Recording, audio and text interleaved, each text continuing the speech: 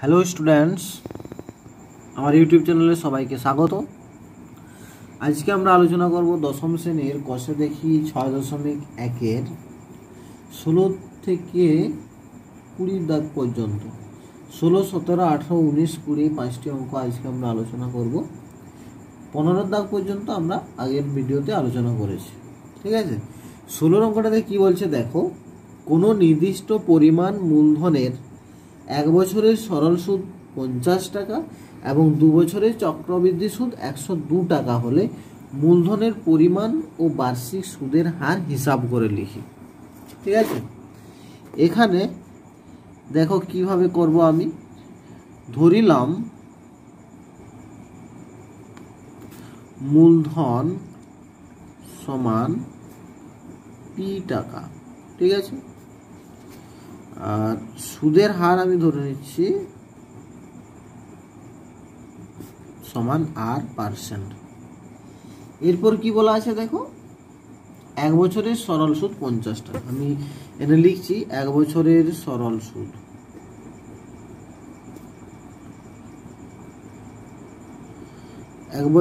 সরল সুদ সমান, সরল সুদের সূত্র কি, P × R × T / 100। তাহলে এখানে P × R × T মানে 1/100 সমান PR/100 টাকা, ঠিক আছে। আর কি দেওয়া আছে না, 2 বছরের চক্রবৃদ্ধি সুদ। তাহলে 2 বছরের চক্রবৃদ্ধি সুদ কত হবে, 2 বছরের চক্রবৃদ্ধি সুদ সমান, চক্রবৃদ্ধি সুদের সূত্র কি হয় না, P × 1 + R/100 whole to the power n - p, ঠিক আছে। এটা হচ্ছে আমার চক্রবৃদ্ধি সুদ সমান, এখানে দেখো 2 বলা আছে, তাহলে P × 1 + R/100 তার হোল স্কয়ার মাইনাস হচ্ছে P। এখানে Pটা কমন নাও, তাহলে কত হবে 1 + R/100 তার হোল স্কয়ার মাইনাস 1। এটা হলো আমার চক্রবৃদ্ধি সুদ। এরপরে দেখো কি করব, আমি প্রথম শর্তানুযায়ী কি লিখতে পারি, আমি প্রথম শর্তানুযায়ী লিখতে পারি, দেখো সরল সুদ আমার কত দেওয়া আছে, 50 টাকা দেওয়া আছে। তার মানে আমি লিখতে পারি PR/100 = 50 বা PR = 5000। এটা 1 নম্বর দিলাম, ঠিক আছে। আবার দ্বিতীয় শর্তানুযায়ী কি লিখতে পারি, আমি দ্বিতীয় শর্তানুযায়ী লিখতে পারি, দেখো চক্রবৃদ্ধি সুদ আমার কত বেরিয়েছে, P × 1 + R/100 তার হোল স্কয়ার মাইনাস 1। এটা সমানে দেওয়া আছে কত, 102 টাকা দেওয়া আছে, লিখতে পারি এটা। বা দেখো এটাকে আমি কি করব না, P × এটা ক্যালকুলেশন করবো এবারে। এবার দেখো এটার ভিতরে কত আছে, 1 + R/100, এটা যোগ করলে কত হয়ে যাবে, 100 + R/100 তার হোল স্কয়ার। তাহলে এটা হোল স্কয়ারটাকে একবারে উঠালে কি হবে, 100 + R তার হোল স্কয়ার / 100 স্কয়ার, ঠিক আছে, -1 সমান হলো 102। বা P × এখানে দেখো এটা A + B তার হোল স্কয়ার সূত্রে ভেঙে দাও, তাহলে কত হবে, square plus 2 × A × B + B square. এবার দেখো মাইনাস এটা কত হবে, 100 স্কয়ার হবে, ঠিক আছে, বাই 100 স্কয়ার। এটা সমান যে তোমার 102। বা এখানে দেখো 100 স্কয়ার কেটে গেল, তাহলে দেখো আর আছে, এখানে আছে R²। আর যদি একটা কমন নিই তাহলে PR হয়ে যাবে, তাই না। তাহলে আর এখান থেকে কমন নিলে এখানে কি পড়ে থাকছে, 2 × 100 মানে 200 প্লাস এখানে আর পড়ে থাকছে, তাই তো, বাই এখানে আমার থাকছে 100 স্কয়ার মানে 1-এর গায়ে 4টা শূন্য, 100 × 100 এটা থাকছে, সমানই হচ্ছে তোমার 102। বা এখানে দেখো পি আর আছে, পি আর এর মান এখানে কত আছে 5000 আছে, তাহলে আমি এখানে লিখতে পারি পি আর এর জায়গায় 5000 ইন্টু এটা লিখো 200 প্লাস আর বাই 1 গায়ে 4টা শূন্য সমান কত হবে 102। এটা কাটে দাও 1 2 3 1 2 3, ঠিক আছে 5 2 10, এটা হলো বা 200 প্লাস আর সমান হচ্ছে দুইটা দিয়ে গুণ হয়ে যাবে, আর গুণ করলে কিছু না মানে 1 আছে, তাহলে 200 প্লাস আর সমান এটা আবার 102 এর সাথে 2 গুণ করলে কত হবে 2 0 2 2 4 বা আর ইকুয়াল টু কত হচ্ছে 204, আর এদিকে প্লাসটা এদিকে 200 প্লাস আছে, তাহলে এদিকে গেলে মাইনাস হবে -200 সমান হচ্ছে 4%। অতএব সুদের হার কত পেলাম,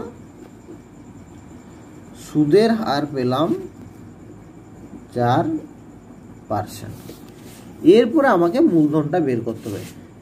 হ্যাঁ এখানে তো যেহেতু আমি 5000 লিখেছি, এখানে লিখে দেবে কোথা থেকে পাচ্ছি, এখানে লিখবো যখন পি আর সমান এই 5000, ঠিক আছে এটা লিখে দেবে পি আর সমান 5000। এরপরে দেখো আমার সুদের হার পেয়ে গেছে, আর এর মানটা পেয়ে গেছি, তাহলে 1 নম্বর থেকে পাই এভাবে আমি লিখতে পারি যে 1 নম্বর থেকে পাই, 1 নম্বর থেকে কি পাবো না আমার পি আর সমান ছিল 5000, তাই তো, বা পি ইন্টু আর এর মান পেয়েছি 4% সমানই হচ্ছে 5000, বা পি ইকুয়াল টু কত আছে 5000 বাই 4 সমান কত হচ্ছে 4 1 কে 4, 1 নামলো 10 হলো, 4 2 8, 2 20 হলো, 4 5 20 0 1250 টাকা। অতএব কি পেলাম আমি না মূলধন সমান পেলাম 1250 টাকা, আর সুদের হার পেলাম আর সমান কত 4% পেলাম, ঠিক আছে। এরপরে দেখো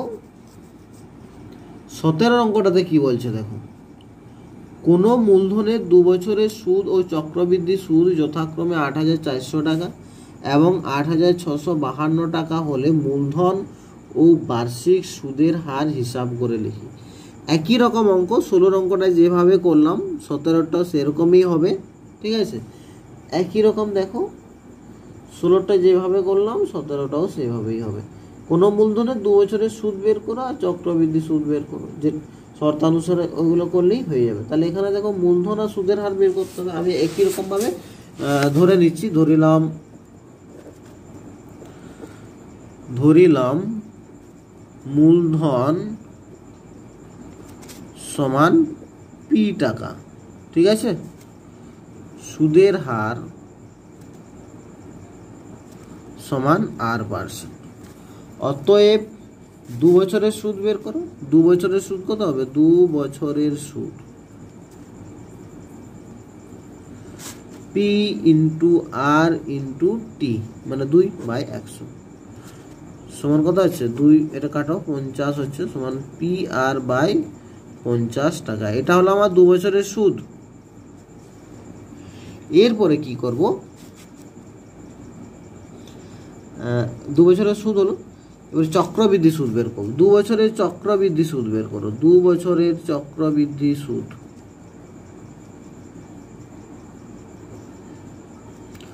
চক্রবৃদ্ধি সুদ সমান কত হবে P into 1 plus R by 100 whole to the power n minus P, ঠিক আছে সমান এখানে পিটা কমন নাও, পি কমন নিলে কত থাকছে 1 প্লাস আর বাই এখানে nটার মান একবারে লিখে দাও, n হচ্ছে 2 আছে, ঠিক আছে তাহলে 1 প্লাস আর বাই 100 তার হোল স্কোয়ার মাইনাস 1 এটা থাকছে।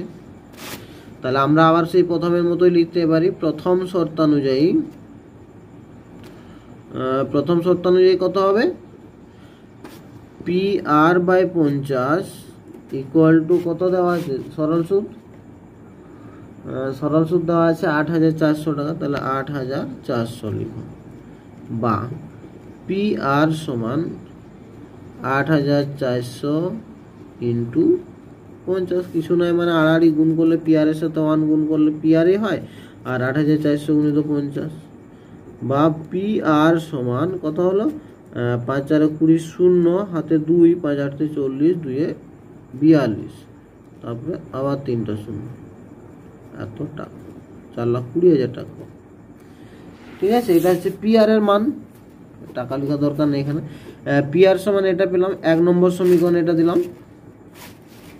এবার দ্বিতীয় শর্তানুযায়ী কি পাবো আমরা না, দ্বিতীয় শর্তানুযায়ী পাবো আমাদের কি বেরিয়েছিল চক্রবৃদ্ধি সুদ P into 1 plus R by 100 তার হোল স্কোয়ার মাইনাস 1, এটা বেরিয়েছিল।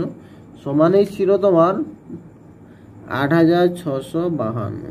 ঠিক আছে, বা একই রকমভাবে এরপর আমি ক্যালকুলেশন করবো পি ইন্টু এটা দেখো যোগ করলে হয়ে যাবে 100 প্লাস আর তার whole square by 100 square minus 1 equal to 8,652। বা পি ইন্টু এখানে দেখো ওই কি নামে সরি এ প্লাস বি তার হোল স্কোয়ারের সূত্র করো, A square plus 2 into A into B plus B square minus এটা 100 স্কোয়ার হবে, এখানে কিছু না মানে 1 আছে, যদি এটা লসাগু করে 100 স্কোয়ার লসাগু হবে, তাই না? তাহলে এখানে 1 দিয়ে ওটাকে ভাগ করলে 100 স্কোয়ারই হয়, আর 100 স্কোয়ারকে 1 দিয়ে গুণ করলে 100 স্কোয়ার হয়। ঠিক আছে, এটা হলো সমানে হচ্ছে 8,652। এখানে থেকে 100 স্কোয়ার কাটলো। ঠিক আছে, বা এখানে দেখো পি একটা আর কমন নিচ্ছি আমি। ঠিক আছে, আর কমন নিলে এখানে কত হবে 2 গুণিত 100 মানে 200 প্লাস এখানে একটা আর রইল বাই এটা কত 100 স্কোয়ার মানে 1-এর গায়ে 4টা শূন্য সমানই তোমার হলো 8,652। বা এটাকে এইভাবে লিখতে পারে, দেখো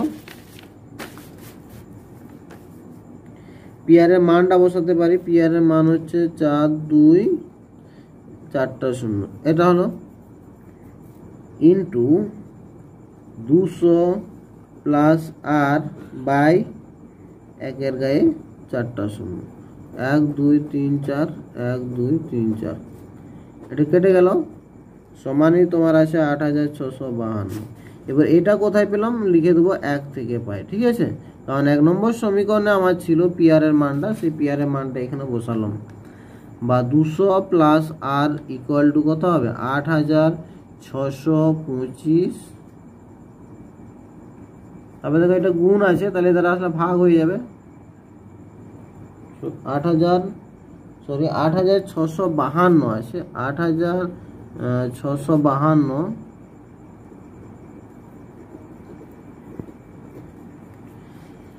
8,652। ঠিক আছে, বাই এটা কত গুণ আছে সাথে, তাহলে ভাগ হয়ে যাবে বাই 42। ঠিক আছে, এটা হলো। এরপরে এটা কাটাকুটি করে দেখো কত হচ্ছে 4 2 6 5 2 7 7 8 7 15 15 6 21 3 দিয়ে যাবে 3 14 42 3 2 6 2 3 8 24 3 8 24 3 4 12 2 দিয়ে তো যাবেই 2 7 14 2 1 2 2 4 8 2 4 8 2 2 4। ঠিক আছে, এটা হলো 7 দিয়ে কাটো 7 2 14 দুটো সংখ্যা নাম্বার 0 দাও 6 7 42 206 বেরোচ্ছে। হ্যাঁ, বা 200 প্লাস আর সমান বেরোলো 206, বা আর সমান পেলাম কত 206 মাইনাস 200 সমান 6%, অর্থাৎ সুদের হার পেয়ে গেছি আমি 6%। এরপর 1 নম্বর থেকে আমি তাহলে মূলধনটা বের করতে পারবো। 1 নম্বর সমীকরণ থেকে পাই 1 নম্বর সমীকরণ থেকে পাই কি পাচ্ছি না পি আর সমান পাচ্ছি তোমার কত ছিল, পি আর সমান ছিল 4 2 1 2 3 4টা শূন্য। বা এখানে দেখো পি ইন্টু আর এর মান 6 বসিয়ে দাও, সমান হচ্ছে 4 2 2 3 4 এটা। বা পি ইকুয়াল টু কত হবে 4,20,000 বাই 6 6 7 42। ঠিক আছে, 7 লাখ। অতএব মূলধন সমান কত পেলাম 70,000। ঠিক আছে। আর সুদের হার আর সমান কত পেলাম 6%।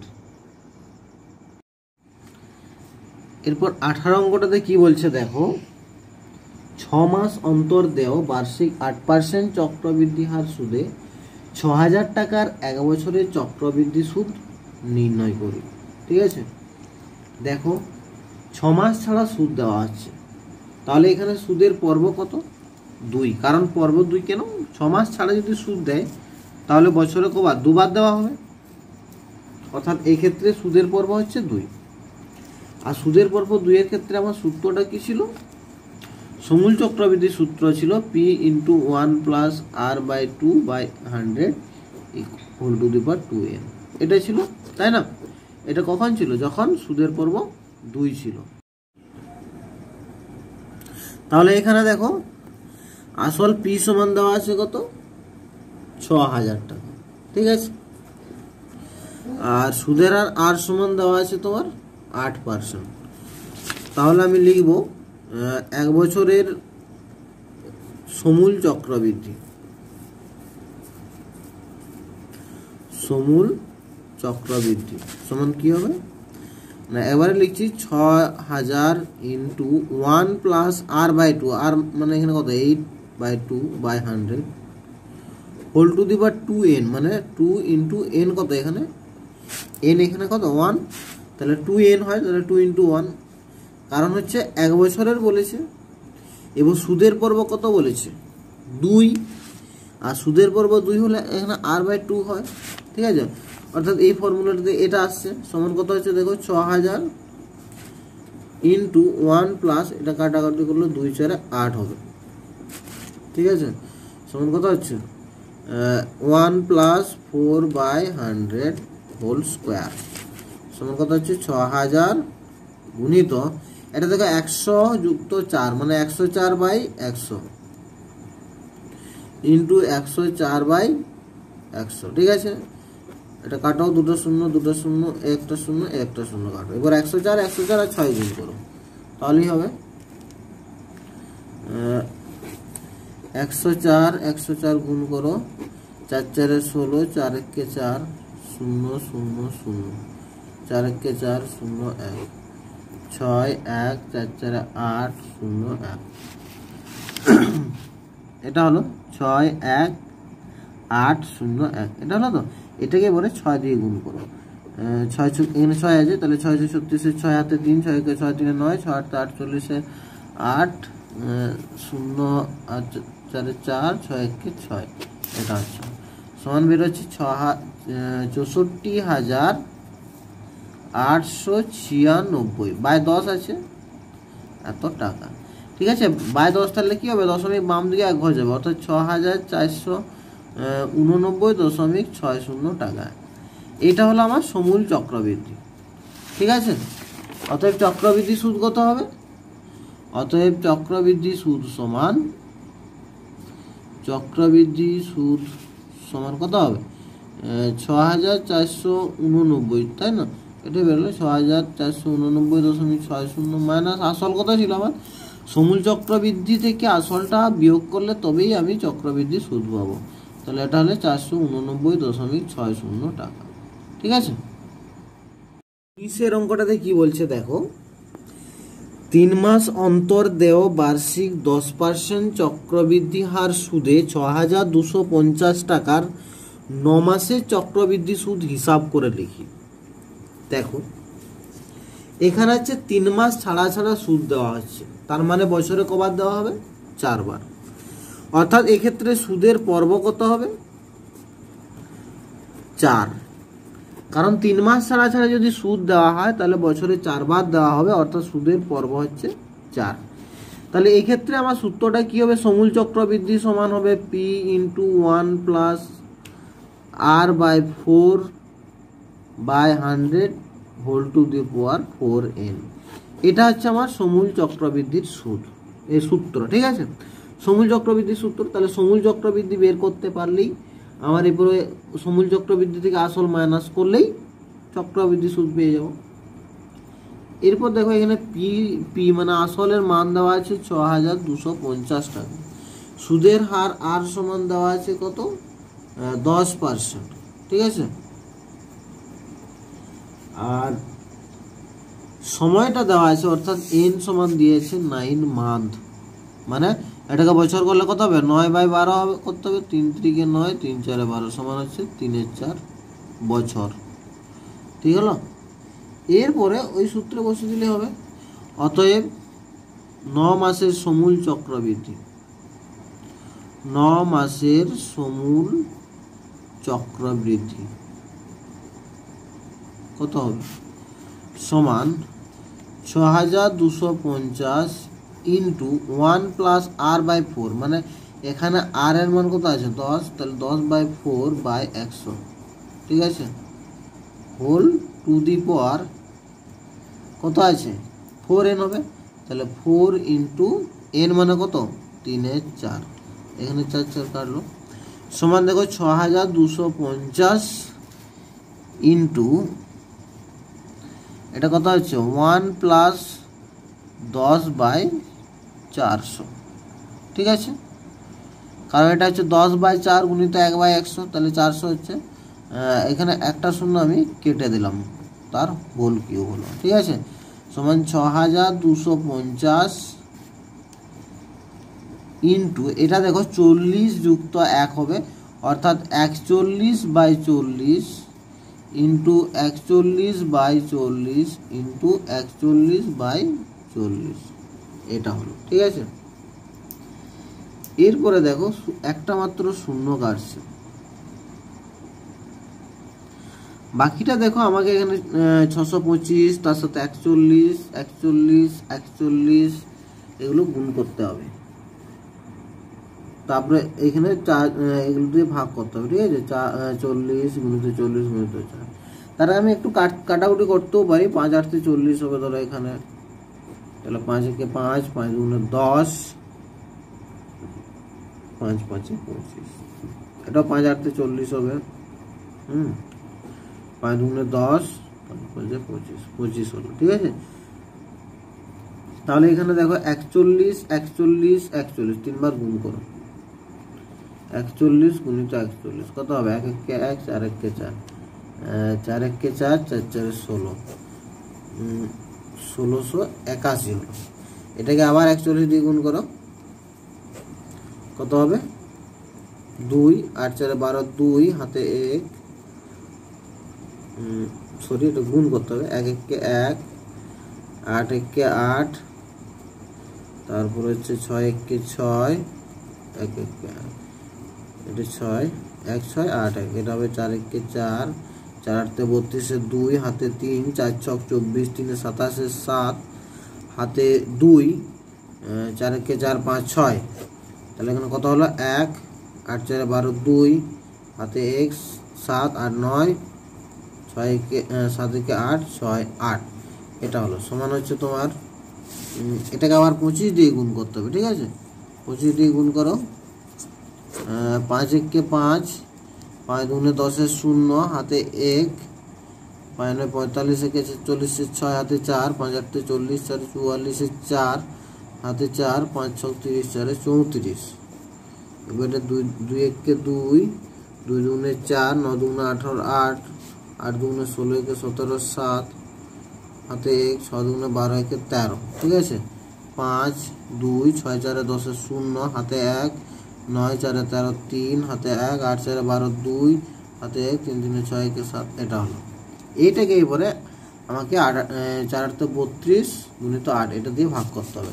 তাহলে দেখো এগুলো গুণ করতে আমি কত পেলাম, 1 7 2 3 0 2 5 বাই এটা কত হচ্ছে 4 × 8 = 32 গুণিত 32 গুণিত 8 8 2 16 6 3 × 8 = 24 1 25 256, তাহলে 256 দিয়ে এটা ভাগ করতে হবে। ঠিক আছে, তাহলেই আমি সমূল চক্রবৃদ্ধি পাবো।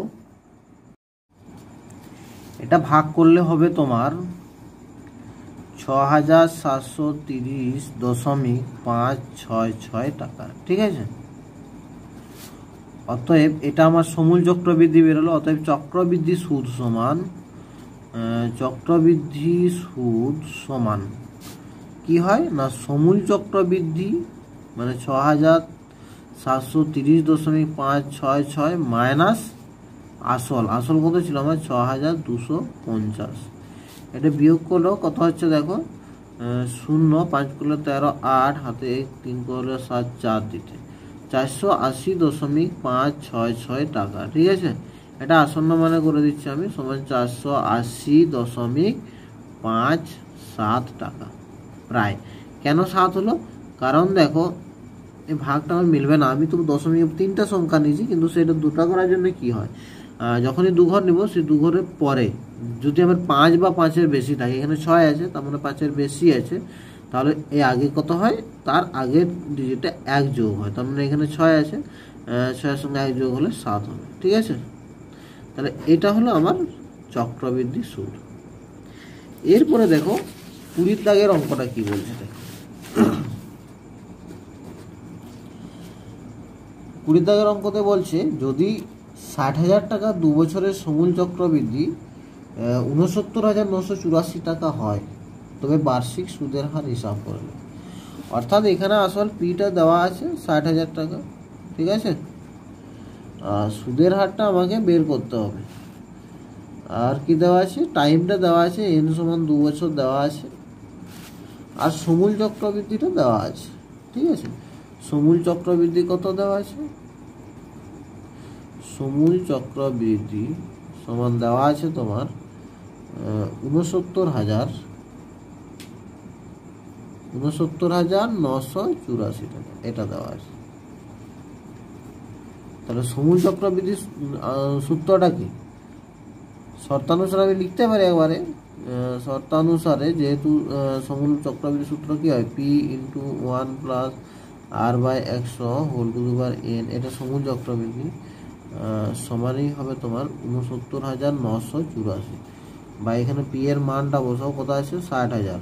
ঠিক আছে, 60,000 × 1 + r এর মানটা জানি না, এটা আমাকে বের করতে হবে, বাই 100 হোল, এটা হচ্ছে হোল স্কয়ার সমান 69,984, বা এখানে তুমি করতে পারো 1 + r/100 তার হোল স্কয়ার সমান হচ্ছে 69,984 বাই 60,000।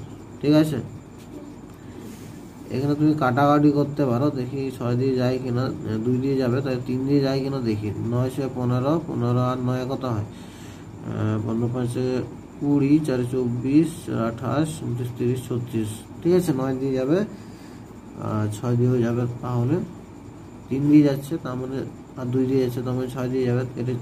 এটা 6 কাটলে 6 কে 6, 1 2 3 4, এটা 0 হলো। হ্যাঁ, আর এটা 6 কে 6, 6 কে 6, 636, 634, 424।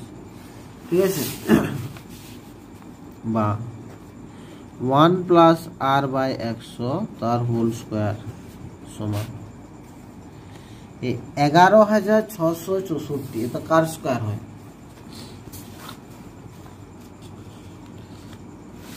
11,661। 108 গুণ করে দেখি না কত হচ্ছে, 8 8 64, 8। ঠিক আছে, 8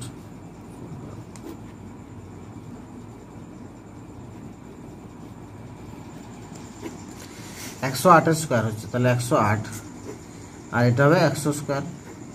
ঠিক আছে, এবার দেখো সূচকের নিয়ম অনুযায়ী আমরা বলতে পারি যে এটা স্কয়ার, মানে যেহেতু এর ঘাতগুলো সমান, তার মানে এটার সমানে এটা হবে, তার মানে আমরা বলতে পারি 1 + r/100 সমানই হবে 108/100।